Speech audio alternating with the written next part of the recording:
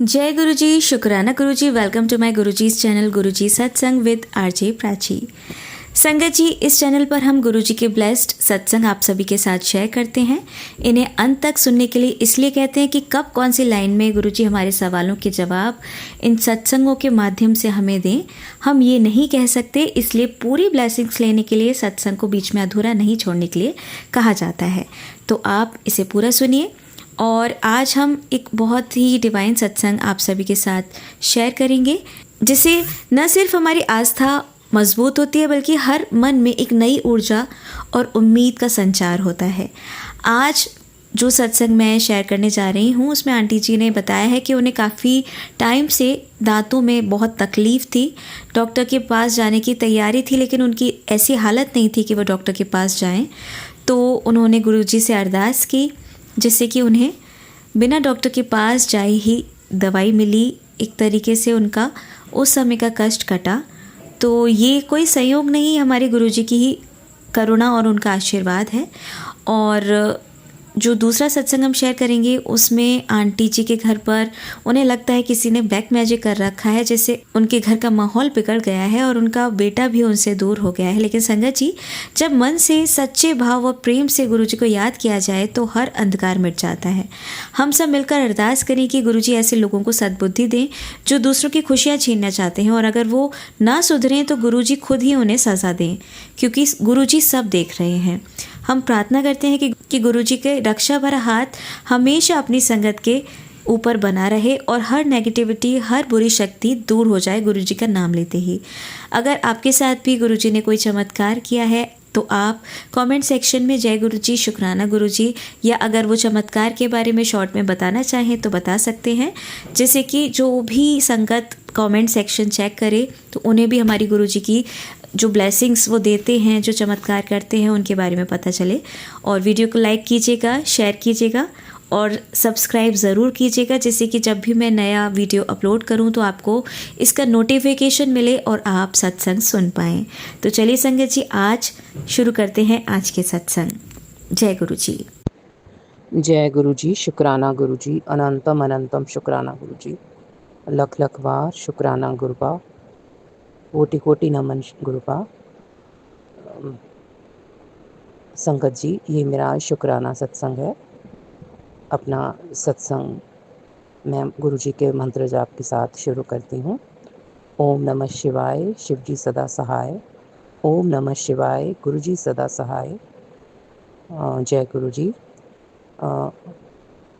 संगत जी, मैं रमनीक कपूर, दिल्ली पश्चिम बिहार से आज शनिवार की सुबह 6 बजे 17 मई 2025 को संगत जी के साथ शेयर करने के लिए अपना शुक्राना सत्संग रिकॉर्ड कर रही हूँ।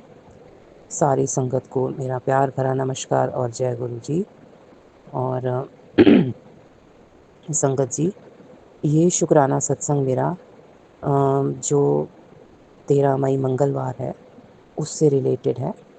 मैं सारी संगत से और गुरुजी से क्षमा प्रार्थी हूँ कि गुरुजी के डेली मैसेजेस आने के बावजूद, मेरी डेली लाख कोशिशों के बावजूद भी मैं शुक्राना सत्संग रिकॉर्ड नहीं कर पा रही हूँ। तो ये मंगलवार से रिलेटेड है, यानी कि 13 मई से रिलेटेड है मेरा शुक्राना सत्संग। संगत जी, सोमवार की रात से ही मेरे जो दाढ़ है उसमें दर्द हो रहा था। लेफ़्ट हैंड साइड दाढ़ में खोड़ है और राइट हैंड साइड में मैंने कुछ साल पहले दाढ़ की एक दाढ़ जो निकलवाई थी, दूसरी की रूट केनालिंग कराई थी और वहाँ पे अपना मतलब कि दाढ़ जो है वो ट्रांसप्लांट कराई थी। लेकिन धीरे धीरे वो अब ये सिचुएशन है कि कुछ चीज़ खाने लगती हूँ तो वो निकल जाती है और ऐसे लगता है कभी वो जो मेरी दाढ़ ट्रांसप्लांट हुई है वो मेरे अंदर निगली ना जाए। तो दोनों तरफ मेरे जिस लेफ़्ट हैंड साइड पे थोड़ी सी खोड़ है और एक दाढ़ को निकलवाया तो हुआ है लेकिन ट्रांसप्लांट नहीं हुई है। धीरे धीरे दर्द काफ़ी बढ़ गई और मैं सो गई। सुबह उठने के बाद जब मैं उठी हूँ तो मेरे को दर्द हो रही थी, तो मैंने सोचा कि जो सूजी बेसन का घोल बना के उसी का ही नाश्ता कर लेती हूँ।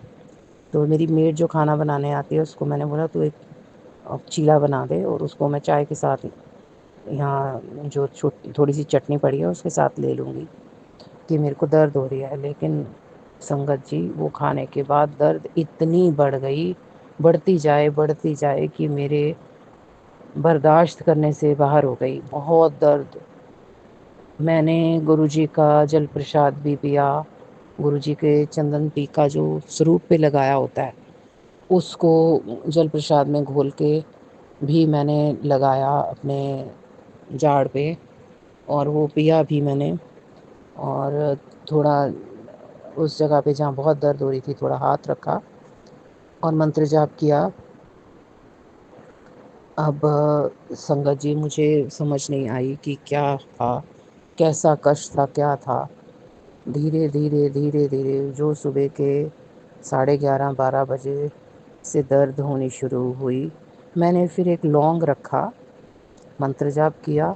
यहाँ पे मेरी जिस तरफ ज़्यादा दर्द हो रही थी लेफ़्ट हैंड साइड में, थोड़ा वो लौंग जो है वो जब गलने लगा तो मैंने, क्योंकि मेरे सारे दांतों में पूरे जबड़े में मतलब बहुत बुरी तरह से दर्द हो रही थी, समझ ही नहीं आ रहा था कहाँ से शुरू हो रही है कहाँ तक जा रही है। मैंने वो जो लौंग रखा और उसको मैंने डिस्ट्रीब्यूट कर दिया, तो संगत जी दांतों से दर्द मसूड़ों में शिफ्ट हो गई। धीरे धीरे मैंने देखा कि मसूड़ों की दर्द बढ़ती जा रही है और एक छाला बनता जा रहा है मसूड़ों में। वो इतना बड़ा देखते देखते बन गया कि अब मेरे से जो दर्द है वो बर्दाश्त ना हो और बहुत खिंच पड़े, और दर्द जो है ऊपर सिर तक और नीचे गले तक, कान तक, पूरे फेस पे इतनी ज़्यादा भयंकर तरीके से फैल गई कि अब मेरे को समझ ना आए कि मैं करूं तो करूं क्या करूं। और संगत जी मैं घर में अकेले गुरुपा के साथ रहती हूँ, और कोई है नहीं घर में। और देखते देखते 5 बज गए, मतलब 5 घंटे हो गए। और उस दिन बड़ा मंगलवार के बहुत सारे, मैं कोशिश ये कर रही थी कि सत्संग सुनती जाऊं और ध्यान डाइवर्ट करती जाऊं। तो नीम करोली बाबा महाराज के भी आ रहे थे मैसेज, और वैसे भी फेसबुक पे मैसेज बहुत आ रहे थे, गुरुजी के भी मैसेज आ रहे थे कि बड़ा मंगलवार है। जो ये मंगलवार होता है इसका स्पेशल बात ये होती है कि इस दिन हनुमान जी राम जी को पहली बारी मिले थे। और ये 5 बड़े मंगलवार होते हैं, तो सबसे पहला बड़ा मंगलवार जो था वो 13 मई को था, जिस दिन मुझे दर्द हो रही थी। और मैसेज आ रहा था कि बूंदी और बूंदी के लड्डू हनुमान जी के मंदिर में ले जाके चढ़ाने हैं। और संगत जी पहले से ही मेरे को मैसेज आया हुआ है कि मंगलवार को जाके हनुमान मंदिर में 7 बार हनुमान चालीसे का पाठ करना है।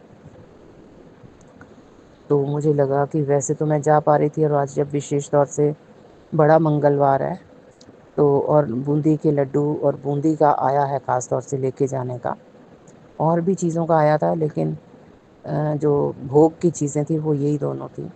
वैसे तो पान के पत्ते और नारियल बड़ा कुछ उन चीज़ों में था, लेकिन अब क्या हुआ संगत जी कि मुझे कुछ समझ नहीं आ रहा था। तो जब मैंने 2019 में अपनी ये दाढ़ें जो हैं जिनको मतलब निकलवाई थी और भरवाई थी या फिर रूट कैनालिंग कराई थी, तो मैंने याद करना शुरू किया कि मैं कौन सी दवाइयाँ जो है खाती थी। और फिर पता नहीं गुरुजी ने मुझे कुछ प्रेरणा दी कि मैंने ना नेट पे सर्च करना शुरू कर दिया कि गम्स की स्वेलिंग के लिए कौन सी दवाई है, और पेन के लिए, और इन्फेक्शन, ऐसे करते करते संगत जी काफ़ी टाइम, मतलब समझो आधा पौना घंटा निकल गया, और मैंने स्क्रीनशॉट्स ले लिए और मैंने पूरा स्टडी भी करना शुरू किया। और फिर मैंने अपनी जो सिस्टर है उसको फ़ोन किया कि भाई ऐसे ऐसे मुझे दर्द हो रहा है और ये मैंने स्क्रीनशॉट्स तेरे साथ शेयर किए हैं, और मैं सोच रही हूँ कि यही वाली दवाइयाँ मंगवा लेती हूँ। समहाउ मुझे लग रहा था कि मुझे डॉक्टर को ना फ़ोन करना है ना जाने की तो कोई हालत ही नहीं थी। मैं तो मुश्किल से बैठ पा रही थी, मेरे से तो बैठा ही नहीं जा रहा था। मैं तो सोफ़े पे लेट कर ही ये सब कुछ कर रही थी। तो खैर उसके साथ डिस्कस करते हुए मुझे सारा याद आ गया कि हमने कैटरॉल एक मेडिसिन होती है, वो 2 गोलियाँ भिगो के पानी में घोल के उसको सिप करने से थोड़ी-सी दर्द कम होती है, और इन्फेक्शन के लिए ऑगमेंटिन 625 है, और मेट्राजिल लेते हैं, और हेलिक्स जेल मैंने लगाई थी, जो मतलब कि जब दाढ़ों में इन्फेक्शन होता है तो वो लगाने से थोड़ा वो इंस्टेंटेनियस रिलीफ मिल जाता है। और इससे पहले नेट से सर्च करके मैंने नमक के पानी से भी कुल्ले किए, मतलब जो नेट में आता जा रहा था या जो मेरी समझ में आ रहा था। और मैं गुरुजी से अरदास करती, गुरुजी इस दर्द से मुझे बचाओ, और मुझे किसी डॉक्टर के पास अभी नहीं जाना है। वैसे तो संगत जी मेरी जाड़ों की जो प्रॉब्लम है दाढ़ों की, उसमें अब मुझे अपने डेंटल पूरा ट्रीटमेंट लेना ही पड़ेगा। 2019 में भी मेरा 1.5 महीना चला था। एक बारी दाढ़ों का, दाँतों का काम शुरू हो जाए तो फिर लंबा चलता है, और मेरे साथ जाने वाला अभी कोई है नहीं। और अभी मैं धीरे-धीरे गुरुजी से अरदास करके वो कॉन्फिडेंस गेन करना चाहती हूँ कि मैं दाढ़ का ट्रीटमेंट भी अकेले ही कराने चले जाऊँ। तो संगत जी, मुझे सुबह से मैं सोच रही थी नहाने के बाद कि मैं ज़्यादातर गुरुजी को जब तिलक करते हैं ना, तो गुरुजी ने मुझे अपने मैसेज में समझाया हुआ था काफ़ी महीनों से कि जो चंदन तिलक आप गुरुजी को लगाओ ना, उसके बाद वो अपने माथे पे, अपने कानों पे, अपने गले पे, जहाँ पे आपका हार्ट है उस तरफ आपकी चेस्ट पे, और अपने नेवल पे, इन 5 जगहों पे आपको डेली लगाना चाहिए। अब डेली तो मैं नहीं लगा, कोशिश ज़रूर होती है, और ये काम करने में 10 मिनट भी नहीं लगते। गुरुजी का स्वरूप पहले जो होता है, पहले स्वरूप पे जो चंदन लगा होता है, उसको जल प्रसाद के साथ उतार के उसको आप बेस्ट है पी लो, और जहाँ-जहाँ दर्द है वहाँ पे लगा दो। उसके बाद एक गीले कपड़े से स्वरूप को साफ़ करो, उसके बाद स्वरूप को सूखे कपड़े से साफ़ करो, फिर चंदन टीका लगाओ गुरुजी को, और अपनी पाँचों जगह पे लगा लो, तो इससे डेली आपको गुरुजी की प्रोटेक्शन मिलती है। तो मैंने संगत जी जब ऑर्डर प्लेस किया था केमिस्ट को, तो मैंने उसे फ़ोन किया। नॉर्मली हम व्हाट्सएप कर देते हैं और वो देख लेते हैं और अपनी कन्वीनियंस पे दे जाते हैं। लेकिन मैंने उसे फ़ोन करके रिक्वेस्ट की कि जो पेशेंट है ना, उसको दर्द हो रहा है, तो अगर आप ये ऑर्डर पहले डिलीवर कर दें। तो ही एग्रीड फॉर दैट। अब मैंने संगत जी जब ये ऑर्डर कर दिया, उसके बाद मेरे को लगा कि मैं चंदन टीका तो मैंने किया ही नहीं गुरुजी को। अब मैंने चंदन टीका किया और अपनी पाँचों जगह पे चंदन टीका लगाया। तो मैंने देखा कि वो जो छाला बहुत बढ़ता बढ़ता जा रहा था, फोड़े की तरह एक अ, मतलब कि अंदर ही अंदर बढ़ गया था। मेरी सिस्टर ने पूछा, "कितना को बड़ा छाला है? साइज़ किधर है? किस तरफ है?" मैंने कहा, "मुँह के अंदर की तरफ है, और जैसे एक आधा नींबू कटा हुआ होता है, उतना बड़ा बन चुका है, और मेरे से और बर्दाश्त नहीं हो रहा और बढ़ता जा रहा है।" तो उसने कहा कि एक्चुअली इसमें हवा भर रही होगी। मैंने कहा, "हवा है कि इसमें हवा भर रही है कि पस भर रही है, ये छाला है कि फोड़ा है कि क्या है, मेरी समझ में नहीं आ रहा, मेरे से दर्द बर्दाश्त नहीं हो रही।" और ये बात करते करते गुरुजी संगत जी, वो जो फोड़ा था मुझे लगा कि ये कहीं, मैंने उसे कहा कि मुझे ऐसे लग रहा है कि एक सुई लेकर उसे अच्छे से स्टरलाइज़ करके मैं इसको फोड़ दूँ, मतलब मेरे से और नहीं बर्दाश्त हो रहा। तो अब जब मैंने गुरुजी का टीका लगाया, तो मैंने देखा धीरे-धीरे, धीरे-धीरे करके वो जो छाला था या जो भी था, वो फोड़ा था, छाला था, क्या था, वो दब गया, और वो जो पेन थी, वो इतनी को हो गई कि मैं बर्दाश्त कर सकूँ और कुछ सोचने के काबिल हूँ। अब ये करते-करते संगत जी 6 साढ़े 6 हो रहे थे, और मुझे ये लगा कि जहाँ पे जाना होता है बूंदी वग़ैरह, बूंदी के लड्डू लेने, वो शॉप वाला अगर उसे ऑर्डर दो तो रूटीन में वो होम डिलीवरी कर देता है। तो मैंने एक बड़ा-सा ऑर्डर बना लिया ताकि मिनिमम 300 रुपीज़ से कम का वो नहीं करता। लेकिन उसने ऑर्डर नोट करते ही कहा कि आपको आज खुद आना पड़ेगा, कि आज मेरे लड़के बिज़ी हैं, आप आके ले जाओ। तो मुझे लगा कि अब मैं, और इधर क्या हुआ संगत जी, बारिश इतनी तेज़ हो गई कि मुझे लगा अब तो ना मैं मंगलवार को मंदिर जा पाऊँगी, ना मैं लड्डू लेके आ पाऊँगी, क्योंकि उसने मना कर दिया। तो एनीवे मैंने तैयारी की, जैसे मेरे को रूटीन में एक माचिस आया हुआ है कि माचिस रखनी है हनुमान जी के वहाँ पे। एक दिया लेके जाती हूँ और 11 रुपये, और नॉर्मली गुड़ रखती हूँ, लेकिन बड़ा मंगलवार था और बूंदी के लड्डू और बूंदी का आया हुआ था मैसेज। तो मैंने संगत जी गाय को रोटी के साथ गुड़ की सेवा डेली मतलब खिलानी है, ये ऑलरेडी गुरुजी ने मुझे बोल रखी है। तो करीब करीब आप समझ लीजिए कि 7 घंटे मैं उस दर्द को सहती रही, और अब तो 7 ही बज गए। मैंने अपना पर्स वगैरह तैयार किया और छाता भी लिया, गाय की रोटी वगैरह ली। तो एक और शॉप है जहाँ से मैं लेना पसंद नहीं करती, क्योंकि वो ताज़ी चीज़ नहीं देता। एक दो बारी उससे जब मैंने लड्डू लिए, महंगी चीज़ बहुत देता है, 20 के 25 रुपए का एक लड्डू देता है, और सूखे हुए निकले वो, और थोड़े से बासे भी थे। तो मुझे बहुत बुरा लगा कि मंगलवार को तो हलवाई को ताज़ा प्रसाद देना चाहिए। अब मैं गुरुजी का मंत्र जाप कर रही थी, और नीम करोली बाबा के भी मैसेज आए थे, तुझे याद है ना आज बड़ा मंगलवार है, आज तुझे क्या करना है। इधर गुरुजी के भी यही मैसेज आ रहे थे। तो मैंने गुरुजी से अरदास की, गुरुजी अब आप मेरी बाँह पकड़ के ले चलो, जहाँ से जो दिलवाना है दिलवा दो।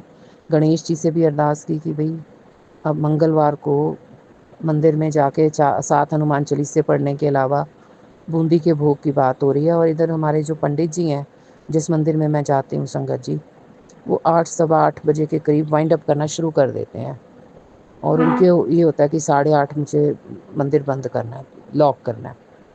वो भी प्रेशर था। खैर गुरुजी का मैं मंत्र जाप करती रही और अपनी तैयारी करती रही, छाता वगैरह लेके, क्योंकि बारिश हो रही थी और बहुत तेज़ बारिश तो हो ही चुकी थी। और बीच में मुझे ये था कि मैंने केमिस्ट को बोल रखा है कि मुझे पहले दे जाओ, तो ये ना हो कि मैं निकलूं और केमिस्ट पीछे से आए। लेकिन केमिस्ट ने अपनी दवाइयाँ वो लेकर आ गया।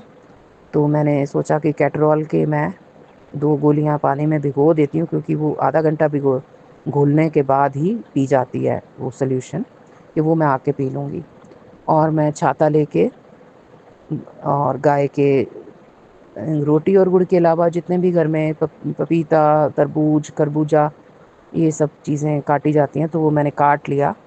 खरबूजा के जो बीज हैं वो भी गाय बहुत पसंद करती है, वो मैं साथ में ही दे देती हूँ। वो लेके गई और मैं वो हरियाणा स्वीट्स शॉप का नाम है, वहाँ पहुँची। तो उसने कहा जी बूंदी ख़त्म हो चुकी है, नॉर्मल लड्डू बूंदी के ख़त्म हो चुके हैं, अब ये देसी घी वाले हैं। मैंने बोला ठीक है, आप मुझे 7 लड्डू दे दो। मुझे लगा कोई बात नहीं, बूंदी ना से बूंदी के लड्डू तो हैं। वो लेकर मैं मंदिर में गई और मैंने देखा कि पंडित जी भी, अब मुझे नहीं पता किस वजह से, बारिश की वजह से या कुछ, वो पूजा जो वो कर चुके होते हैं वो करनी उन्होंने शुरू की। तो मुझे तसल्ली हो गई कि अब मैं 7 हनुमान चालीसे अब अगर पढ़ूँगी तो ये इनका प्रेशर नहीं होगा। उन्होंने मेरे प्रसाद का भोग लगा दिया और अपनी पूजा पे बैठ गए, और मैंने भी अपने 7 हनुमान चालीसा जो रूटीन में मेरे को पढ़ने के लिए आया हुआ है वो करके, और प्रसाद चढ़ा के, जो छोटे पंडित सेवादार हैं उनको मैंने प्रसाद दिया। और बिल्कुल ना के बराबर बारिश थी। वो प्रसाद चढ़ा के मैं धीरे धीरे करके घर आ गई। संगत जी बहुत कीचड़ हो रखा था और मुझे घुटने की भी दिक्कत है, तो मुझे फिसलन से और कीचड़ से बहुत डर लगता है, और एक दहशत रहती है कि मैं कहीं फिसल ना जाऊं। और चारों तरफ कीचड़ और वो सब कुछ था, लेकिन गुरुजी मेरे साथ थे। मैं गुरुजी का मंत्र जाप कर रही थी, गुरुजी को कह रही थी गुरुजी मेरी रक्षा करना, हनुमान जी मेरी रक्षा करना, नीम करोली बाबा अब जो आपने आदेश दिया है आप ही पूरा कराइए। और इस तरह से वो मैं बड़े मंगलवार वाले दिन अपनी हाजिरी लगा के हनुमान जी के आगे घर आ गई। बहुत सारी और चीज़ें जिनका ज़िक्र हो रहा था कि ये भी हनुमान जी पे चढ़नी चाहिए, वो तो मैंने नहीं चढ़ाई, ना खरीद पाई। लेकिन जो एक मेन एसेंशियल आते हैं मेरे को इंस्ट्रक्शन के, दिया जला लो और माचिस का दान करके आओ, 11 रुपए चढ़ा लो, और 7 बार हनुमान चालीसा पढ़ के आओ, वो और बूंदी के लड्डू, इतना मैंने कर दिया। और इस सब के लिए गुरुजी ने जो मेरा साथ दिया, उसके लिए मैं गुरुजी का जितना भी शुक्राना करूं मैं वो कम है। और इसी के साथ ही मैं अपने वाणी को विराम देते हुए संगत जी से विदा लेती हूँ। इस सत्संग को शेयर करते हुए मेरे से जो भूल चूक हो गई हो, उसके लिए संगत परिवार मुझे क्षमा कर दे। ओम नमः शिवाय। शिव जी सदा सहाय। ओम नमः शिवाय। गुरु जी सदा सहाय। जय गुरु जी। शुक्राना गुरु जी। अनंतम अनंतम शुक्राना गुरु जी। संगत जी, आइए अब सुनते हैं हमारी लास्ट आंटी का सत्संग। जय गुरु जी, शुक्राना गुरु जी, अनंतम अनंतम शुक्राना गुरु जी। आज मैं गुरु जी की बेटी अपना सत्संग पेश करना चाहती हूँ। मैंने पहले भी अपने कई सत्संग पेश किए हैं, जिसमें मैंने पहले भी बताया कि सास ससुर का हमारे प्रति व्यवहार अच्छा नहीं था। वो छोटे देवर को ही ज़्यादा चाहते थे और शुरू से पक्षपात करा। तो ये ज़िंदगी का एक पड़ाव निकल चुका। इस बात को अब शादी को 30 साल हो गए हैं। तो हमने एक उम्मीद लगाई थी कि मेरे बच्चे अच्छे निकलेंगे और बच्चों के संग हमारी ज़िंदगी अच्छे से निकल जाएगी। जो बड़े लोगों ने करा वो उनका कर्म, उनके संग ईश्वर हमको भी देख रहे हैं। हमने बड़ों के संग कभी गलत नहीं करा, तो हमारे बच्चे भी हमारे संग कभी गलत नहीं करेंगे। इसी एक विचार से अपनी ज़िंदगी आगे चला रहे थे। और मेरे दोनों बच्चे हैं भी बहुत अच्छे। आज के ज़माने को देखते हुए मेरे बच्चे दोनों संस्कारी और आज्ञाकारी, पढ़ने में भी बहुत होशियार और बिल्कुल कहना मानने वाले बच्चे, कहीं अपने पैसे को भी वेस्ट नहीं करते। एक जो ईश्वर ने मुझको दिया, मेरे दोनों बच्चों को दिया, इतने अच्छे बच्चे दिए, इसके लिए ईश्वर का शुक्राना है। आज के ज़माने में माँ बाप को एक अच्छे बच्चों का मिलना भी एक बहुत बड़ी ईश्वर की आशीर्वाद को कोई ही माना जाता है। लेकिन आज ज़िंदगी में इतनी समस्याएं चल रही है। पहले काला जादू, ब्लैक मैजिक ये शब्द जानते नहीं थे, लेकिन जो ज़िंदगी में परेशानी आ रही थी वो एक अलग तरह की थी। तो इतने साल चलते चलते जब मेरा बेटा बड़ा हो गया, हम ये उम्मीद लगा कर बैठे थे कि बच्चा तैयार हो जाएगा तब हम अपने नए मकान में जाएंगे और एक अच्छी ज़िंदगी जिएंगे अपने बच्चों के संग। बच्चे की जैसे ही सरकारी नौकरी लगी और उसने एकदम अपने एक लड़की से शादी का प्रस्ताव हमारे आगे रख दिया कि मैं इससे शादी करना चाहता हूँ, तो कोई बात नहीं, हमने बच्चे की खुशी को खुशी मानते हुए उसकी शादी कर भी दी। अब उसकी शादी को 2 साल पूरे हो चुके हैं। लेकिन संगत जी, पता नहीं क्या है क्या नहीं है। कहते हैं घर में ब्लैक मैजिक है और बहुत बड़ा कष्ट है। ये सच है। 2 साल शादी को 2 ढाई साल हो गए। मेरा बच्चा हमसे बिल्कुल दूर हो गया है। मुझसे और मेरी बेटी से तो बात भी नहीं करना चाहता है। जो मेरे इतना आज्ञाकारी बच्चा था, कॉलेज में गर्ल्स उसको ममाज बॉय के नाम से कहती थी कि ये आंटी आपको बहुत ज़्यादा कहना मानता है, हम इसको सब ममाज बॉय कहते हैं। और आज वो बच्चा मुझसे बात भी नहीं करता है। दोनों भाई बहनों में इतना प्रेम था, आज वो अपनी बहन से भी बात नहीं करना चाहता है। गुरुजी की कृपा से मेरी बेटी अभी यूएस में पढ़ रही है।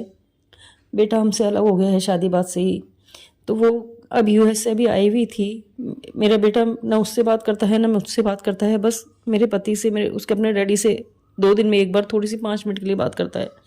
उसके ज़्यादा उससे हमसे कोई बातचीत का उसने रिश्ता नहीं रख रखा है। वो दुख में है तो भी हमें नहीं मालूम, हम दुख में है तो भी वो नहीं जानना चाहता है, ना हमारे बात कुछ सुनना चाहता है। मैं ये नहीं जानती हूँ कि आजकल जो माहौल चल रहा है, शादी के बाद बेटा माँ बाप से दूर हो जाता है, लेकिन इसका मतलब ये तो नहीं है कि आज माँ बाप शादी के बाद माँ बाप से रिश्ता ही रख दे, अलग कर दे। हमने बहुत मुश्किलों से, जैसे एक वृक्ष को तैयार किया जाता है, उसकी साथ संभाल की जाती है, ऐसे हमने अपने बच्चों को तैयार करा था। और एक लड़की आई, एक झटके में हमसे उस बच्चे को दूर ले गई। आज वो तकलीफ में भी है तो भी हमको नहीं मालूम। वो अपने कुछ सुख दुख हमसे शेयर नहीं करता। 2-3 दिन में एक बार केवल इनसे बात करता है, मेरे पति से, वो भी 5-7 मिनट के लिए बात करके रख देता है।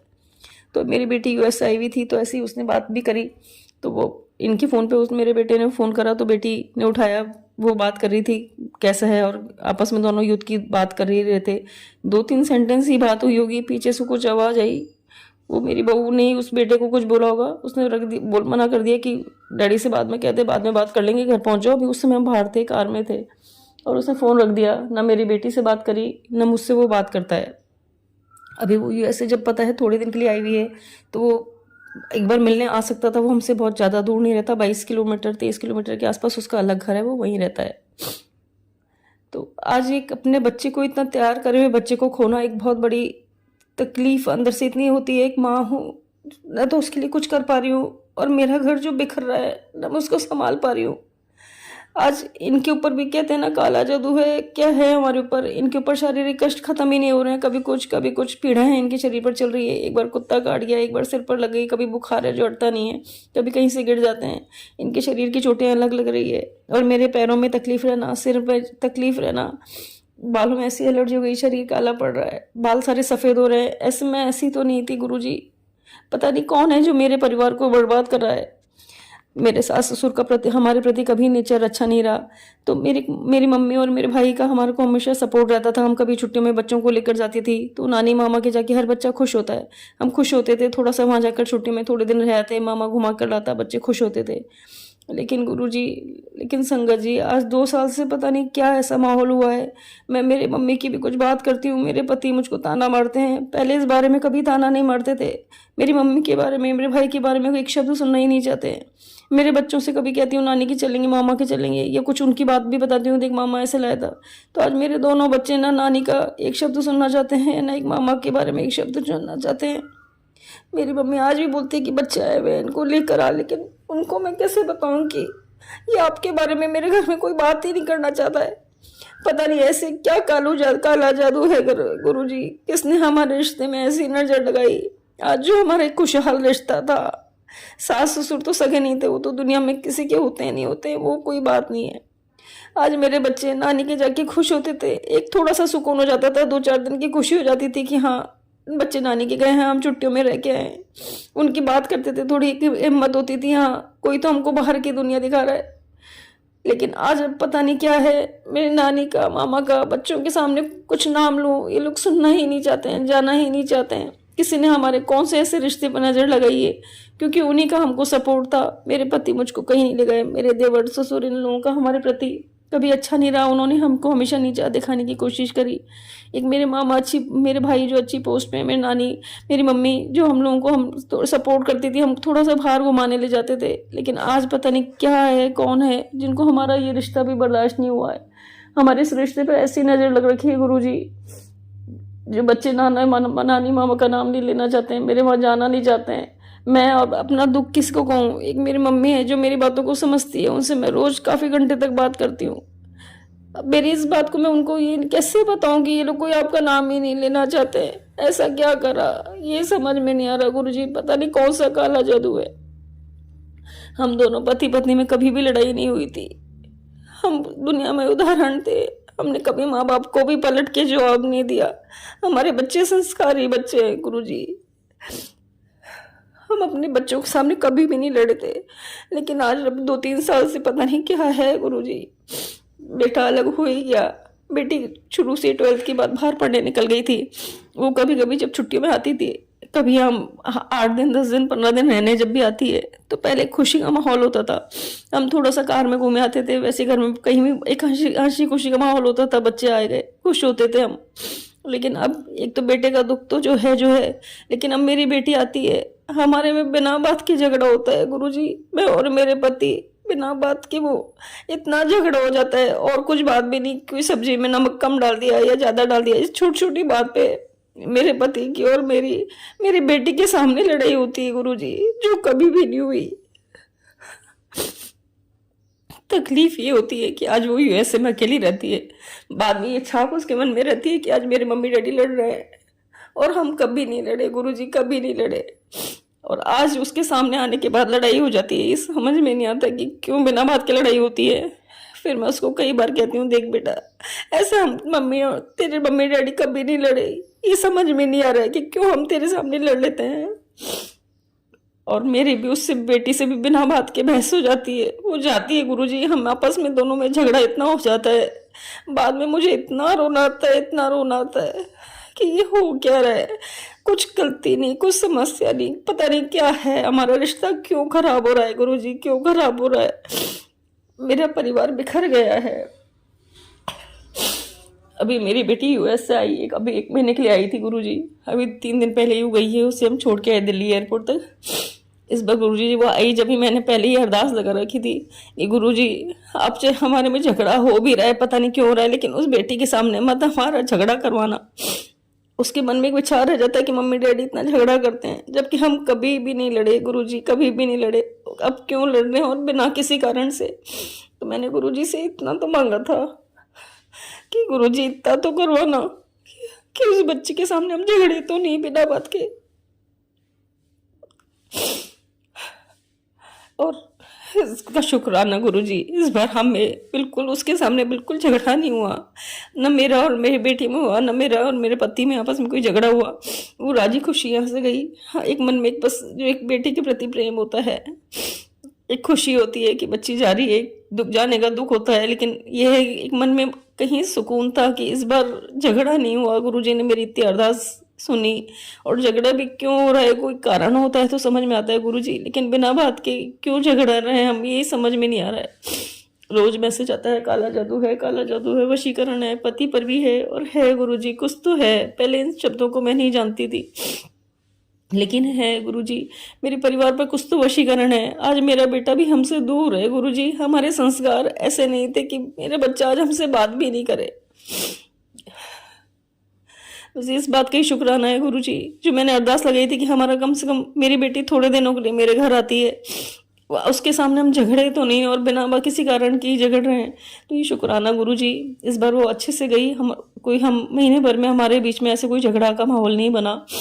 बस बेटे ने मेरी बेटी से बात नहीं करी, बात मिलना तो दूर की बात है, वो उससे फ़ोन तक पे बात नहीं कर एक तकलीफ हुई गुरुजी। जो भाई बहनों में इतना प्रेम था, आज हमारे होते हुए भी वो अपनी बहन को नहीं पूछ रहा है, तो हमारे बात तो कौन पूछेगा गुरुजी उसको। आप ही ध्यान रखना गुरुजी, आप ये ब्लैक मैजिक हटा दो गुरुजी, वशीकरण हटा दो, मेरे परिवार को वापस खुशहाल बना दो गुरुजी, खुशहाल बना दो। शुक्राना गुरुजी, शुक्राना गुरुजी। एक इस बात का भी शुक्राना करना चाहती हूँ गुरुजी, जब हम अभी बेटी को 3 दिन पहले एयरपोर्ट छोड़कर आ रहे थे, पूनम का दिन था उस दिन, तो लौट के आते समय मैं रास्ते में चांद को ही देखती हुई आ रही थी कि सब जने कहते हैं कि गुरुजी चांद में दर्शन देते हैं, चांद में दर्शन देते हैं। ऐसा तो कुछ होता नहीं, मेरे को तो कुछ दिख ही नहीं रहा है। तो कार में बैठे बैठे मैं रास्ते में चांद को देखती जा रही थी, जब भी दिखता फुल मून दिख रहा था उसमें मैंने गुरुजी के दर्शन करे गुरुजी। जैसे गुरुजी अपने हाथ लगाए रहते हैं गाल पर, वो स्वरूप मैंने देखा गुरुजी, वो स्वरूप मैंने दर्शन करा। ये सच है गुरुजी की हर बात सच है। शुक्राना गुरुजी, शुक्राना, आपने अपना रखा है गुरुजी, ये सबसे बड़ी दौलत है। नहीं तो मेरा परिवार तो बिखर गया है गुरुजी, बिखर गया है। आप ही संभालो गुरुजी, आप ही संभालो, हमारे लिए क्या उचित है आप ही जानो गुरुजी। मेरा परिवार आपके हवाले गुरुजी, मेरा परिवार आपके हवाले। ये काला जादू हटा दो गुरुजी, हटा दो। मैं न किसी पंडित के पास जाऊंगी, न किसी और के पास जाऊंगी, मैंने सिर्फ आपको ही पकड़ा है, आपको ही हटाना पड़ेगा। आज हमारा बेटा हमसे बात भी नहीं करता है, इतनी तकलीफ होती है गुरुजी, इतनी तकलीफ होती है। हमारे संस्कार ऐसे नहीं थे गुरुजी, इसकी बुरी नज़र मेरे परिवार पर लगी है। आप ही देखो गुरुजी, आप ही देखो। शुक्राना गुरुजी, अनंतम अनंतम शुक्राना। जय गुरुजी, शुक्राना गुरुजी। आप सभी के सत्संग बहुत ही ब्लेस्ड और अद्भुत थे।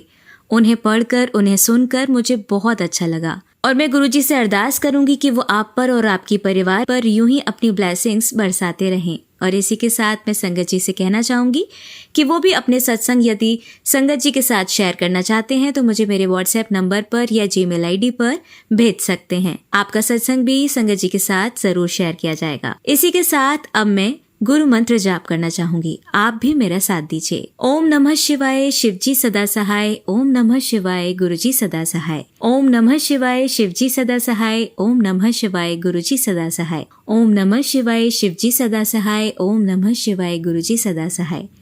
जय गुरुजी, शुक्राना गुरुजी, अनंतम अनंतम शुक्राना मेरी गुरुपा।